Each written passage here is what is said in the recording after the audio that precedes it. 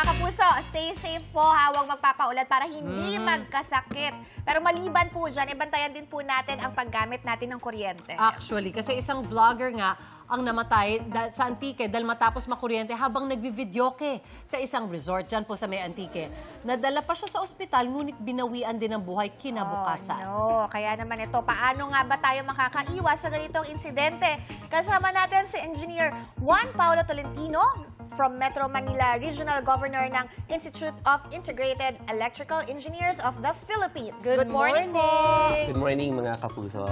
So, muli nagpapasalamat ng aming organisasyon sa muling pag-imbita sa amin patungkol dito sa mga electrical safety po natin. Kailangan namin ng gabay ninyo. Engineer, pag-usapan muna natin itong nakuryente dun sa videoke. Okay. Karamihan pa naman sa atin, mahilig talaga dyan. Ano ba ang posibleng naging dahilan ng pagkakakuryente dyan? Okay, akala ko nga man pakakantahin nyo rin ako. Naku, hindi na.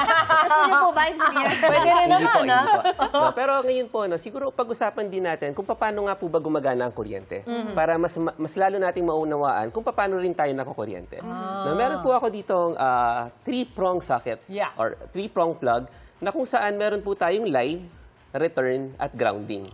Okay, dito po sa live return at grounding po natin, lagi po namin tinatandaan sa electrical system, ang pinakakailangan po natin ay ang tinatawag nating closed loop.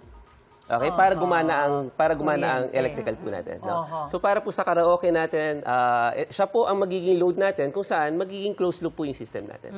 Okay, doon po sa katanungan natin paano tayo makukuryente, imbis po na ang load natin ang karaoke, tayo po yung nagiging closed loop. So yun po yung pinaka simplest Dito kami pupunta sa may karaoke. Okay. Engineer, so... Okay. Sige, ma'am. Kunyari po magkakaraoke kami, ano po ba dapat iwasan dyan? Dapat i-check? Okay. Para hindi kami ma-close loop or whatever. Okay, correct, ma'am. No? Para po sa mga karaoke naman natin, no? So, of course, tayo na po kasing end user palagi natin, no? Ang una natin tinitignan talaga dito is sana, ma'am, is yung saksakan. Okay, isa po yung sa mga saksakan. Pwede po ba natin tingnan? Ito. Okay, ito. So, this is also the difference po, lagi namin pinaglalaban. Dapat po may grounding. Katulad po nung sinabi ko kanina, ito po yung three-prong socket natin, may grounding po tayo. No? So, ito po yung live at ito po yung return natin. So, ito po yung magiging yung pagbalik ng kuryente natin. Of course, condolence po sa pamilyang nasawi po natin. No? But then again, usually po talaga kapag sa mga electrical safety natin, dapat po may grounding tayo because grounding also protects us from the kuryente. So yun po yung isa sa mga pinaka-importante po natin tinitingnan. Aside from that, ma'am, is yung mga usually po kasi talaga minsan nasusugatan po yung mga kable natin. Okay. Kunyari, nangat-ngat ng daga. Actually, meron pong electrical tape na sample dito sila, sirs, no? So pwede po, ang kadalasan po kasi talaga, lalo pag nakuha na natin yung karaoke natin, inspeksyonin po natin siya. Kung meron pong mga electrical tape pong nakabalot dyan, wag po nating tanggalin. No? May rason po kung bakit nandun yun. And at the same time, of course, ingatan po natin, pwede rin natin sigurong isimulate. Bukod po sa physical inspection na ginagawa natin, pwede natin siyang isimulate kung saan nangangamoy po ba? Usually gano'n, may amoy sunog. Or minsan pag hinawak-hawakan nyo po, minsan yung makikiliti ka, medyo grounded po yung ating equipment. Okay.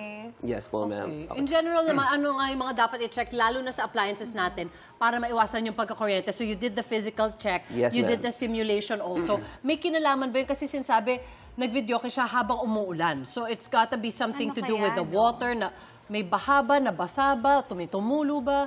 Okay, correct, ma'am. No? Actually, ang ganda ng point mo na umuulan, of course, na nagkakaroon din talaga tayo. Sa mga insulation po kasi natin or sa electrical po kasi talaga natin, no?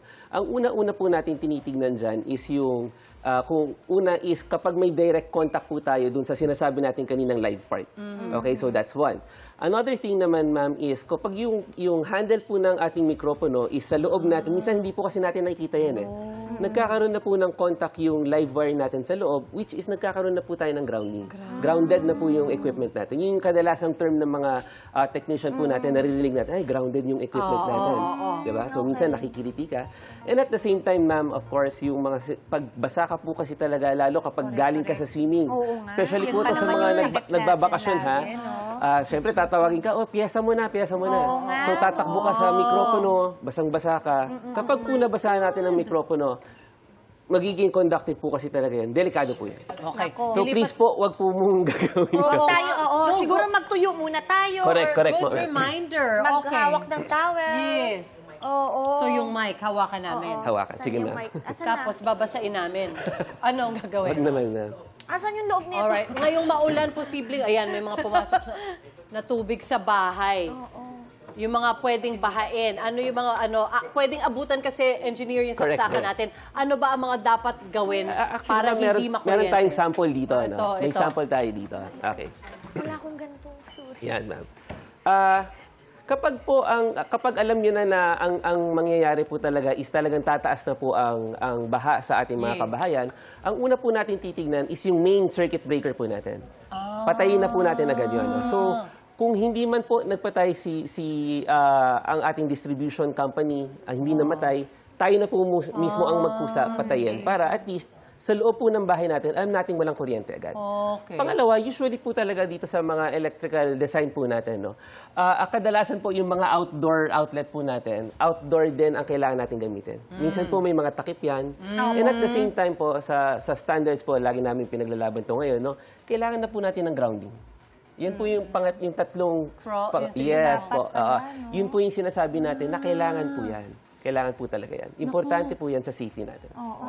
Parang dalawa ganito din yung pero may takip. Yes, yes. Okay. Pero mas gusto nyo level up doon yung gawin Correct, namin yung ma'am. three Correct, prong. ma'am. Okay, Kailangan okay. electrician. Yun na po yung standard natin ngayon, ma'am. Okay. Sa outdoor lang yan. Indoor also. Indoor and also. indoor, din. yes ma'am.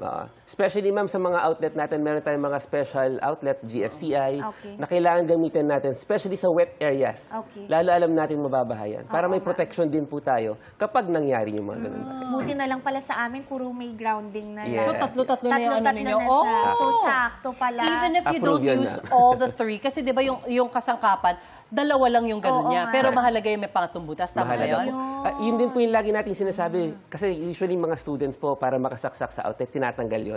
Huwag po nating tanggalin. So, pwedeng mag-adapter na lang. Kasi di ba parang may adapter na tatlo, may grounding. So, magiging safe pa rin ba? Kunyari, dalawa lang. Hindi ma'am. Hindi ma'am. Iba pa Kailangan din. tatlo. 3:3 pa rin po.